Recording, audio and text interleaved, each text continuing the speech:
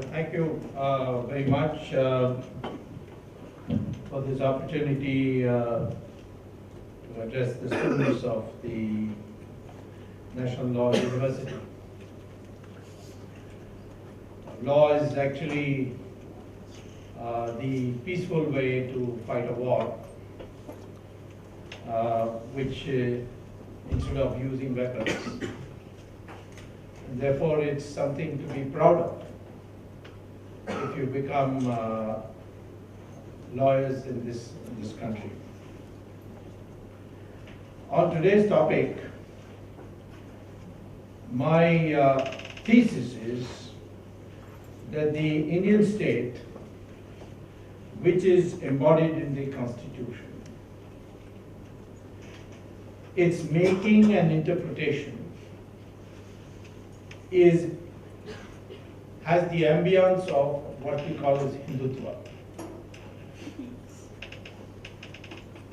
People say that the Constitution lays down the question that we shall be a secular state. The problem with that is the definition of secular. If this definition of secular is that the state shall not have a religion, that is, you don't have to belong to a particular religion to occupy high executive office or constitutional positions, which was the original concept when Martin Luther propounded the theory that the church should be independent of the government. If that is so,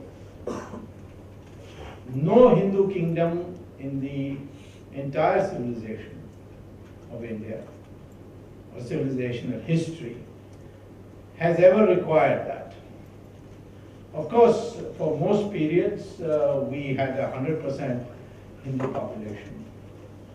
But still, it is only the Buddhists and subsequently the Islamic kingdoms which required you to be of that religion.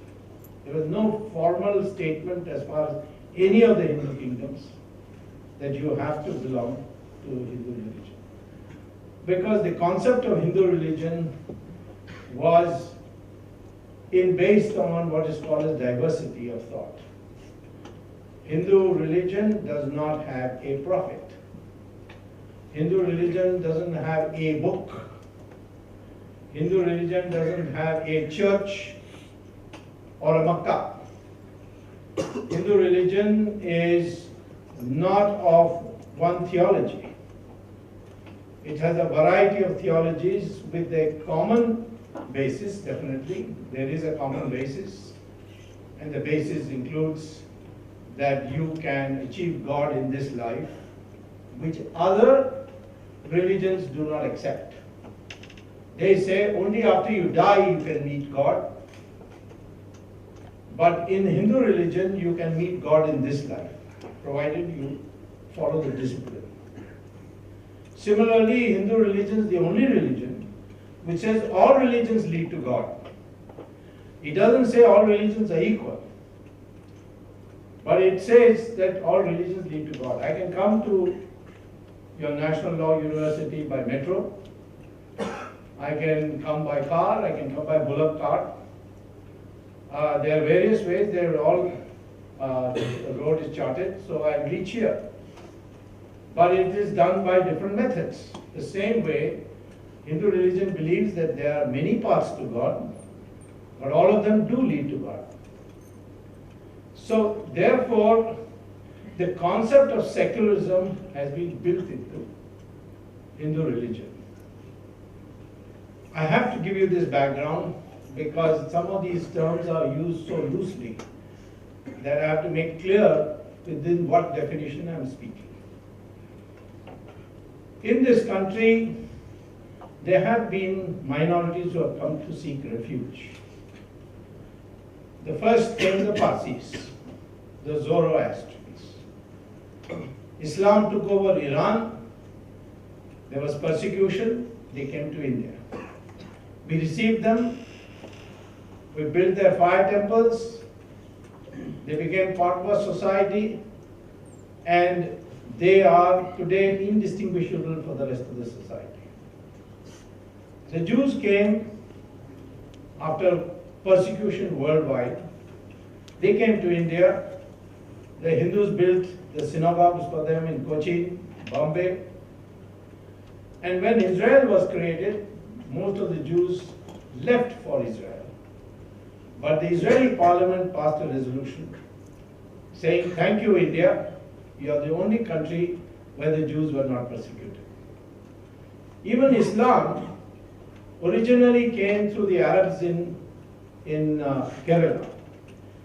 And then they settled down here and they married Hindu women. And that was called, therefore they were called Mapilai. Mapilai means son-in-law. So there was no history of animosity, although there were attempts to restore Hinduism to its predominant position when Buddhism had spread through the work of the Shankaracharya, the Adi Shankara. But that was done by discussion. The Hindus have a tradition called Shastrat, which means you have a discussion. If you lose the discussion, you convert to my point of view. If I lose the discussion, I convert to your point of view or your religion.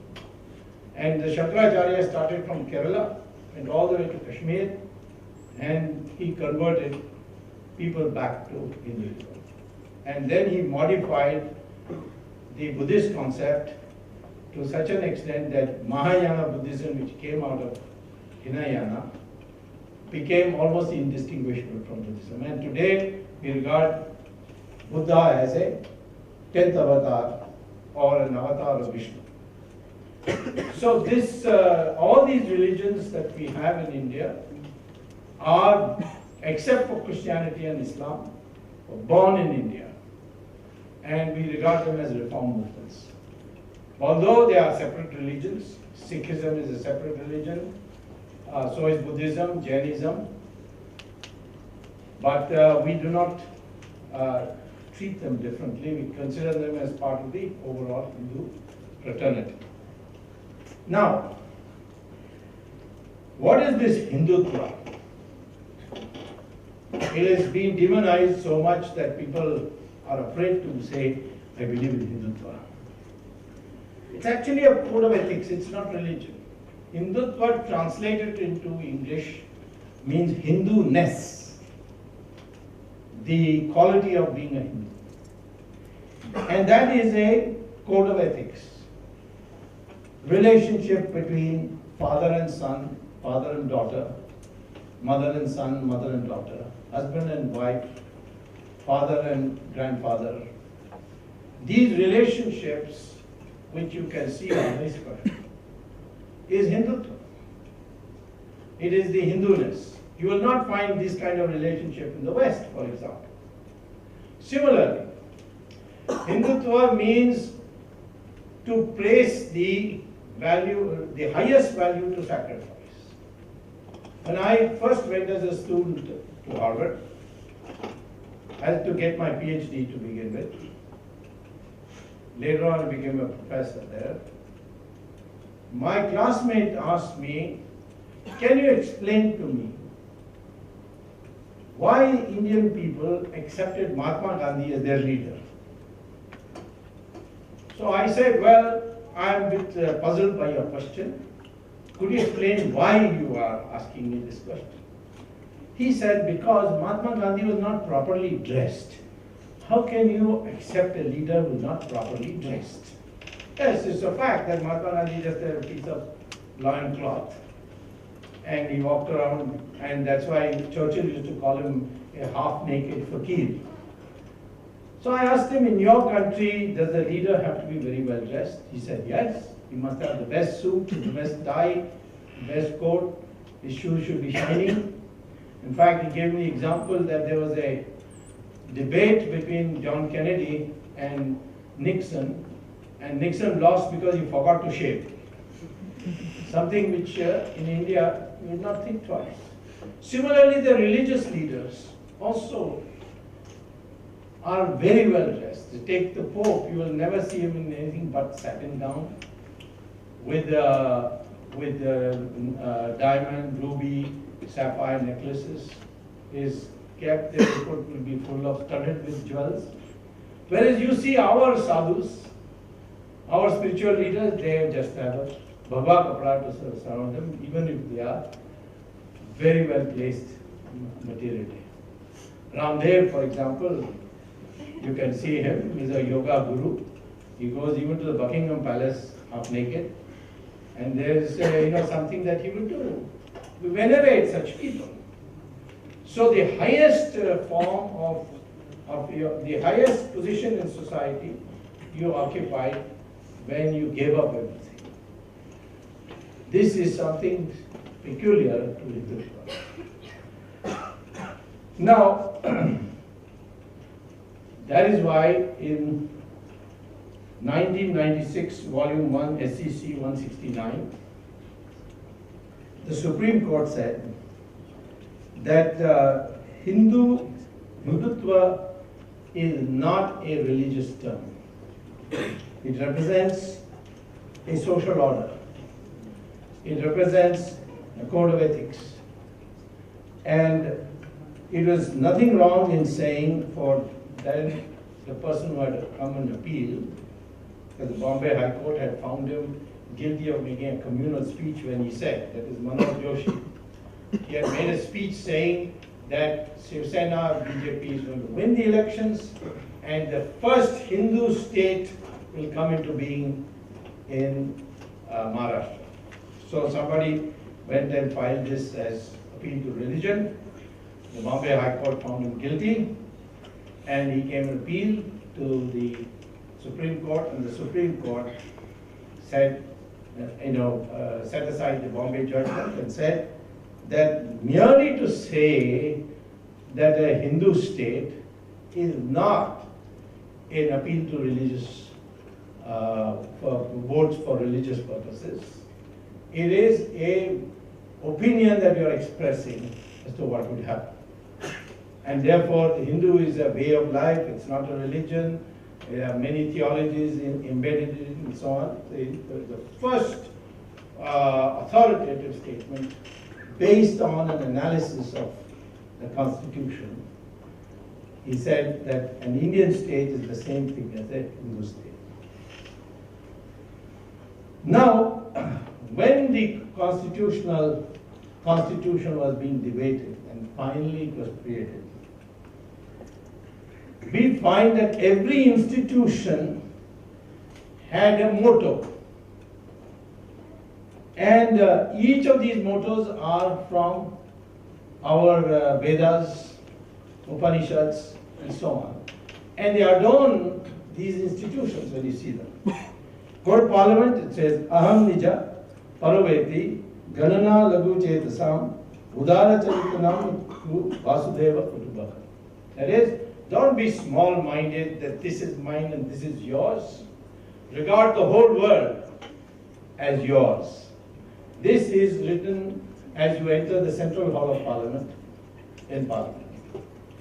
You go and see behind the Speaker of Lok Sabha, Dharma Chakra Pravartana, which means the cycle of Dharma moves on. There are ups and downs, but it moves on. In Supreme Court, the slogan written on the wall is Yato Dharma Tato Jaya. In the government of India, Satyamev Jayate. Of course, there is no Satyamev Jayate in practice, but indeed, that is the slogan. In Doordarshan, Satyam Shivam Sundaram. In Delhi University, Nishtha Vriti Satyam. These are slogans which have been given and no one has objected to it. These objections have come afterwards, after Sri Jawaharlal Nehru became the Prime Minister, all in all, and consequently these things the Indian state began to develop a new concept of secularism, and that is nothing to do with religion. Breaking coconuts? No, not allowed. Lighting lamp? No, not allowed. A kind of anesthesia filled or a sterilized form of secularism. Now, let's look at the governance of the Indian state. And here, I'd like to refer to the Constitution. Can the Indian state interfere in the affairs of religion? Most people think in a secular state, the state has no role to play in religion. Not correct. Read Article 25. And let me read it for you. It's quite something.